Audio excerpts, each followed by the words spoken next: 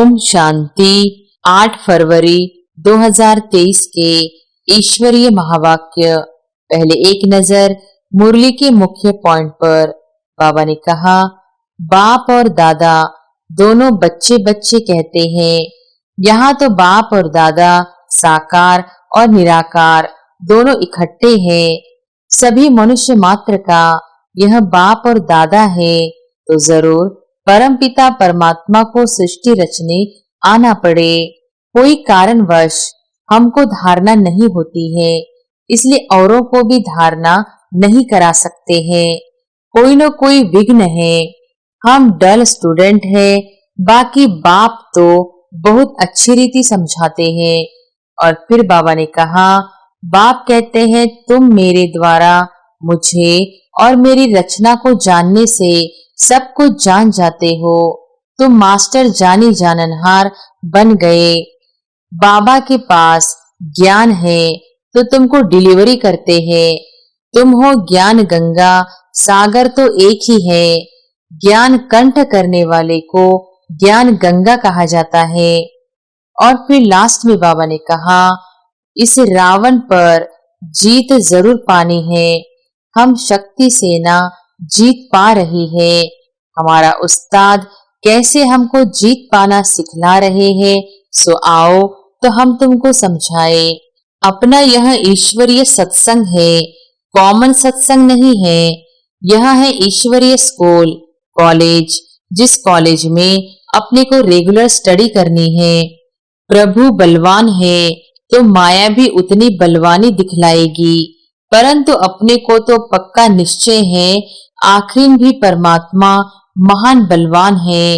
और अब सुनते हैं महावाक्यों को विस्तार से। मुरली का सार। मीठे बच्चे, तुम ब्राह्मण ही गॉडली स्टूडेंट हो। तुम्हें बाप ने रचता और रचना का ज्ञान देकर मास्टर जानी जाननहार बनाया है। अभी तुम सब कुछ जान जाते हो।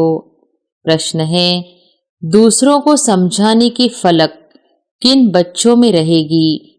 उत्तर है, जिनके पास ज्ञान की पूंजी है, जो स्वयं हर बात को समझकर धारण करते हैं, वही दूसरों को फलक से समझा सकते हैं। तुम्हें फलक से सबको बाप का परिचय दे उनसे वर्षा लेने की विधि बतानी है। गीत है, तकदीर जगा कर आई हूँ, नई दुनिया बसा कर आई हूँ। ओम शांति। वास्तव में यह गीत गाने की जरूरत नहीं है, परंतु बहलाने के लिए यह आवाज करना पड़ता है। वास्तव में आत्मा को आवाज करने की दरकार नहीं। आत्मा तो आवाज से परे निर्वाण धाम जाने चाहती है। बहुत बाजे गाजे तालियां आदि सुनकर आत्मा थकी हुई है, इसलिए अब बाप को याद करती है। हे भगवान, मुझे ले जाओ। बच्चे जानते हैं यह बाप सबको हमको समझा रहे हैं। जैसे घर में बाप और दादा दोनों बच्चे बच्चे कहते हैं, दादा ऐसे नहीं कहेंगे कि पोत्रे इधर आओ, दोनों ही कहेंगे बच्चे इधर आओ। यहाँ तो बाप और दादा साकार और निराकार दोनों इकट्ठे हैं। वास्तव में सभी मनुष्य मात्र का यह बाप और दादा है, तो जरूर परमपिता परमात्मा को सृष्टि रचने आना पड़े। तुम्हारा नाम बहुत अच्छा रखा हुआ है, ब्रह्मा कुमार कुमारियां। आबो में भी अधर देवी और कुंवारी कन्या के मंदिर है, तो एक कन्या तो नहीं होगी ना, जरूर बहुत होंगे। दोनों का अलग अलग मंदिर है। अधर कुमारी किसको कहा जाता है, कुंवारी कन्या किसको कहा जाता है, यह तो तुम ही जानते हो। यह है शिव शक्तियां। अंदर बहुत बड़ा मंदिर बना हुआ है, बहुत कोठरियां हैं, तो मंदिर भी साक्षी देता है कि कुमारियां और अधर कुमारियां बहुत है।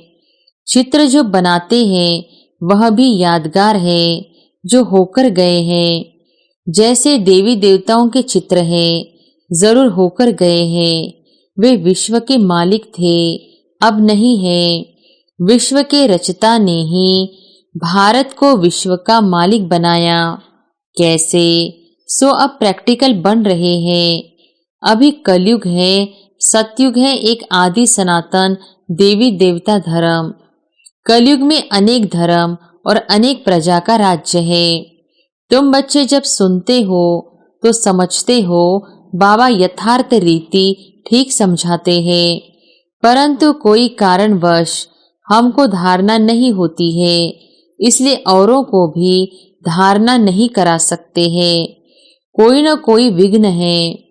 हम डल स्टूडेंट हैं, बाकी बाप तो बहुत अच्छी रीति समझाते हैं।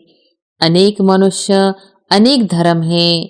5000 वर्ष पहले भारत स्वर्ग था। बहुत थोड़े मनुष्य थे, सिर्फ सूर्यवंशी और चंद्रवंशी। वह आत्माएं परम धाम से आई थी अपना पाड़ बजाने। बाकी सभी धर्मों की आत्माएं निर्वाण धाम में थी। अभी अनेक धर्म है, बाकी देवी देवता धर्म प्राय लोप है। तो जरूर फिर सतयुग बनेगा। परमपिता परमात्मा को ही आकर स्वर्ग रचना पड़े। भक्त जो भगवान को याद करते हैं तो उन्हों को भक्ति का फल देने के लिए भी यहाँ आना पड़ेगा। बाकी सबको वापस मुक्तिधाम ले जाना होता है, और तो कोई वापस ले जा नहीं सकता। अगर एक भी गुरु गति सदगति का रास्ता जानता होता तो फिर उनके पिछाड़ी लाखों शिष्य भी जाते। उन यात्राओं में तो जाकर फिर लौट आते हैं, परंतु मुक्तिधाम से फिर वापस आए ही क्यों? एक को रास्ता मिले तो सबको ले जाए। अब एक बाप आया है तो तुम सबको रास्ता मिलता है ना। सभी को दुख की दुनिया से छुड़ाते हैं, इसलिए उनको लिबरेटर कहते हैं। उस निराकार को आने लिए शरीर चाहिए, तो नई दुनिया को रचने लिए प्रजापिता भी चाहिए। रचना यहाँ रचनी है तो ब्रह्मा भी यहाँ का मनुष्य चाहिए। सूक्ष्म वतन से उतर नीचे तो नहीं आएगा। कहते भी हैं अभी ब्रह्मा की रात है, तो ब्रह्मा मुख वंशावली को भी रात है। अब अंत में बाप आए हैं दिन करने। ब्रह्मा की रात पूरी होती है तो बीके की रात भी पूरी होती है। प्रजापिता ब्रह्मा तो ठीक है, वास्तव में सभी मनुष्य आत्माओं का बाप परमात्मा को कहा जाता है। सभी उनको गॉड फादर परमपिता परमात्मा कहते हैं। सेंसिबल मनुष्य जब गॉड फादर कहते हैं तो कोई मनुष्य को याद नहीं करते।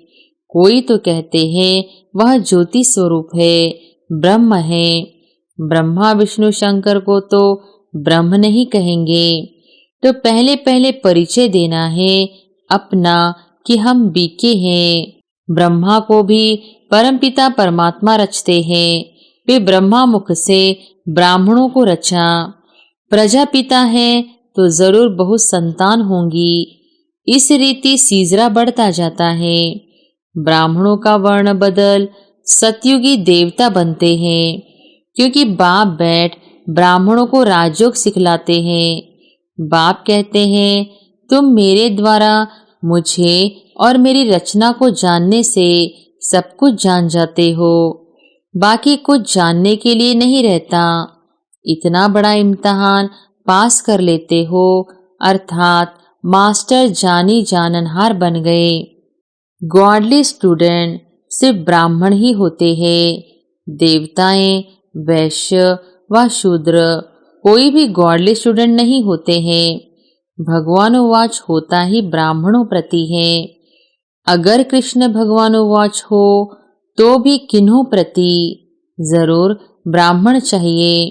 तो प्रजापिता द्वारा ब्राह्मण रचते हैं। रुद्र ज्ञान यज्ञ भी ब्रह्मा ही रचते हैं। कृष्ण ज्ञान यज्ञ तो कभी नहीं कहते। तो पहले पहले समझाना है कि हमको पढ़ाने वाला स्वयं परमपिता परमात्मा है, जो ही ज्ञान सागर है। वही हमारा बाप, टीचर, सदगुरु है। फिर इसमें कोई उल्टा सुल्टा प्रश्न उठाने की दरकार ही नहीं। इतने ढेर बिके हैं, कोई एक दो नहीं है। पहले पहले पढ़ाना ही अलफ है। अलफ बिगर मनुष्य कुछ भी जान नहीं सकते। उन्हों को समझाना चाहिए कि परमपिता परमात्मा शिव ब्रह्मा मुख द्वारा ब्राह्मण रच रहे हैं।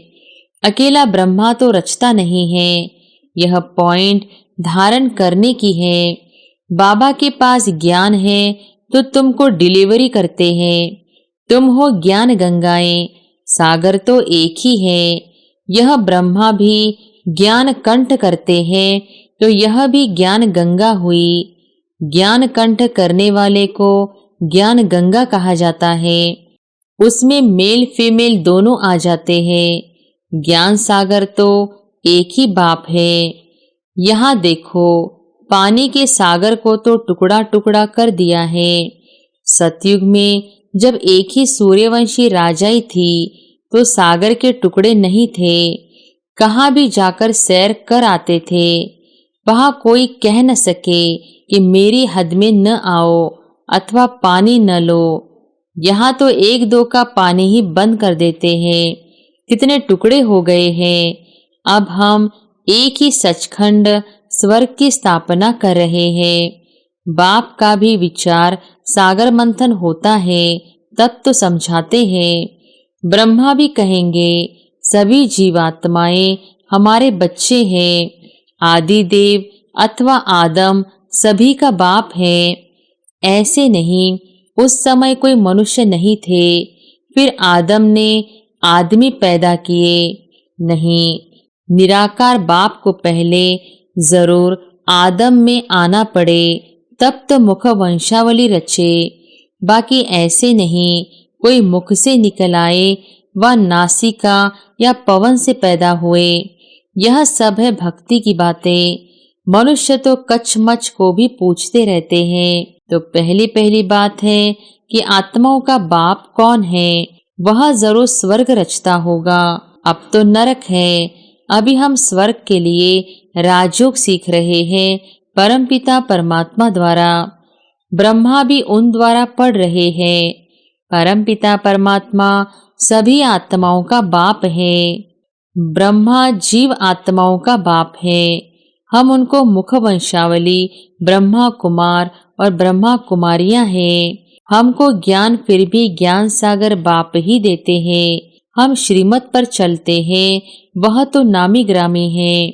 ब्रह्मा की मत मशहूर है। ऐसे कभी नहीं कहा जाता कि विष्णु भी उतर आए तो भी तुम नहीं मानेंगे। यह ब्रह्मा के लिए ही कहा जाता है। उनको ज्ञान देता है शिव। तुम भी श्रीमत पर चल श्रेष्ठ बनते हो। बाप समझाते हैं कि मैं आकर देवता धर्म की स्थापना करता हूँ। यह जो आर्य समाजी इतनी खिटपिट करते हैं, उनको बोलो तुम देवताओं को तो मानते नहीं हो, उनको खंडन करने वाले हो। हम हैं देवी देवता धर्म के। तुम्हारा धर्म अलग, देवी देवता धर्म अलग है। हर एक को फ्रीडम है, अपने धर्म में कुछ भी करे। मुसलमानों का धर्म अलग है। वह बहुत डिबेट करते हैं कि तुम ऐसे क्यों करते हो। वैसे हमारा धर्म आदि सनातन देवी देवता धर्म है। उसका ही प्रचार करते हैं। तुम इंटरफियर क्यों करते हो। उन्हों को भी युक्ति से समझाना है। उनसे डिस्कस करने की जरूरत नहीं, उससे वह समझेंगे नहीं। जो भी कोई आए तो बाप का परिचय दो। हम बाप से वर्षा ले रहे हैं, तुमको भी लेना हो तो आओ। बाप अमरलोक स्थापन कर रहे हैं, इसलिए तुमको पावन जरूर बनना पड़े। बाप कहते हैं इस रावण पर जीत जरूर पानी है। हम शक्ति सेना जीत पा रही है। हमारा उस्ताद कैसे हमको जीत पाना सिखला रहे हैं। सो आओ तो हम तुमको समझाए। अगर तुमको जीत पानी है तो तुम भी शक्ति दल में शामिल हो जाओ। बाकी फालतू बातें मत करो। परंतु यह फलक से कह वही सकेंगे जिनके पास ज्ञान की पूंजी होगी। अच्छा, मीठे मीठे सिक्के लदे बच्चों प्रति माता पिता बाप दादा का याद प्यार और गुड मॉर्निंग। रूहानी बाप की रूहानी बच्चों को नमस्ते। धारणा के लिए मुख्य सार। पहली पॉइंट, ज्ञान को कंठ कर मास्टर ज्ञान सागर अथवा ज्ञान गंगा बन पतितों को पावन बनाने की सेवा करनी है। दूसरी पॉइंट, हर एक को बहुत युक्ति से समझाना है, किसी से भी डिस्कस नहीं करनी है, सबको बाप का परिचय देना है। वरदान है, प्यूरिटी की पर्सनालिटी और रॉयल्टी द्वारा बाप के समीप आने वाले देही अभिमानी भव। प्यूरिटी की पर्सनालिटी और रॉयल्टी द्वारा बाप के समीप आने वाले देही अभिमानी भव। जैसे शरीर की पर्सनालिटी आत्मा को देह भान में लाती है, ऐसे प्यूरिटी की पर्सनालिटी देही अभिमानी बनाए बाप के समीप लाती है। प्यूरिटी की पर्सनालिटी आत्माओं को प्यूरिटी की तरफ आकर्षित करती है। प्यूरिटी की रॉयल्टी धर्मराजपुरी की रॉयल्टी देने से छुड़ा देती है। इसी रॉयल्टी अनुसार भविष्य रॉयल फैमिली में आ सकेंगे। देही अभिमानी बच्चे इस पर्सनालिटी द्वारा बाप का साक्षात्कार कराने वाले रूहानी दर्पण बन जाते हैं। स्लोगन है, हर एक की विशेषता को देखने का चश्मा सदा लगा रहे तो विशेष आत्मा बन जाएंगे। जगदम्बा मातेश्वरी जी के अनमोल महावाक्य। पहली पॉइंट, अपना यह जो ईश्वरीय सत्संग है कॉमन सत्संग नहीं है, यह है ईश्वरीय स्कूल कॉलेज, जिस कॉलेज में अपने को रेगुलर स्टडी करनी है। बाकी तो सिर्फ सत्संग करना, थोड़ा समय वहां सुना, फिर तो जैसा है वैसा ही बन जाता है, क्योंकि वहां कोई रेगुलर पढ़ाई नहीं मिलती है जहां से कोई प्रारब्ध बने। इसलिए अपना सत्संग कोई कॉमन सत्संग नहीं है, अपना तो ईश्वरीय कॉलेज है जहां परमात्मा बैठ हमें पढ़ाता है और हम उस पढ़ाई को पूरी तरह धारण कर ऊंच पद को प्राप्त करते हैं। जैसे रोजाना स्कूल में मास्टर पढ़ाए डिग्री देता है, वैसे यहाँ भी स्वयं परमात्मा गुरु पिता टीचर के रूप में हमको पढ़ाए सर्वोत्तम देवी देवता पद प्राप्त कराते हैं। इसलिए इस स्कूल में ज्वाइंट होना जरूरी है। यहाँ आने वाले को यह नॉलेज समझना जरूर है। यहाँ कौन सी शिक्षा मिलती है, इस शिक्षा को लेने से हमको क्या प्राप्ति होगी। हम तो जान चुके हैं कि हमको खुद परमात्मा आकर डिग्री पास कराते हैं और फिर एक ही जन्म में सारा कोर्स पूरा करना है। तो जो शुरू से लेकर अंत तक इस ज्ञान के कोर्स को पूरी रीति उठाते हैं वो फुल पास होंगे। बाकी जो कोर्स के बीच में आएंगे वो तो इतनी नॉलेज को उठाएंगे नहीं, उन्हों को क्या पता आगे का कोर्स क्या चला। इसलिए यहाँ रेगुलर पढ़ना है, इस नॉलेज को जानने से ही आगे बढ़ेंगे, इसलिए रेगुलर स्टडी करनी है। दूसरी पॉइंट, भगवानो वॉच बच्चों के प्रति। जब परमात्मा खुद इस सृष्टि पर उतरा हुआ है तो उस परमात्मा को हमें पक्का हाथ देना है, लेकिन पक्का सच्चा बच्चा ही बाबा को हाथ दे सकता है। इस बाप का हाथ कभी नहीं छोड़ना, अगर छोड़ेंगे तो फिर निधन का बन कहाँ जाएंगे। जब परमात्मा का हाथ पकड़ लिया तो फिर सूक्ष्म में यह संकल्प नहीं चाहिए कि मैं छोड़ दूं, व संशय नहीं होना चाहिए पता नहीं हम पार करेंगे व नहीं। कोई ऐसे भी बच्चे होते हैं जो पिता को न पहचानने के कारण पिता के भी सामने पड़ते हैं और ऐसे भी कह देते हैं हमको कोई की भी परवाह नहीं है। अगर ऐसा ख्याल आया तो ऐसे न लायक बच्चे की संभाल पिता कैसे करेगा। फिर तो मानो कि गिरा की गिरा, क्योंकि माया तो गिराने की बहुत कोशिश करती है, क्योंकि परीक्षा तो अवश्य लेगी कि कितने तक योद्धा रुस्तम पहलवान है।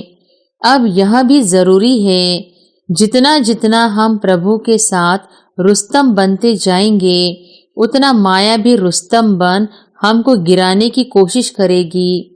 जोड़ी पूरी बनेगी। जितना प्रभु बलवान है तो माया भी उतनी बलवानी दिखाएगी। परंतु अपने को तो पक्का निश्चय है, आखिरिन भी परमात्मा महान बलवान है, आखिरिन उसकी जीत है। श्वासों श्वास इस विश्वास में स्थित होना है। माया को अपनी बलवानी दिखलानी है, वह प्रभु के आगे अपनी कमजोरी नहीं दिखाएगी। बस एक बारी भी कमजोर बना तो खलास हुआ। इसलिए भले माया अपना फोर्स दिखलाए, परंतु अपने को मायापति का हाथ नहीं छोड़ना है। वो हाथ पूरा पकड़ा तो मानो उसकी विजय है। जब परमात्मा हमारा मालिक है तो हाथ छोड़ने का संकल्प नहीं आना चाहिए। अगर हाथ छोड़ा तो बड़ा मूर्ख ठहरा। इसलिए परमात्मा कहता है, बच्चे, जब मैं खुद समर्थ हूँ तो मेरे साथ होते तुम्हें भी समर्थ अवश्य बनना है। समझा? समझा बच्चे? अच्छा, ओम शांति।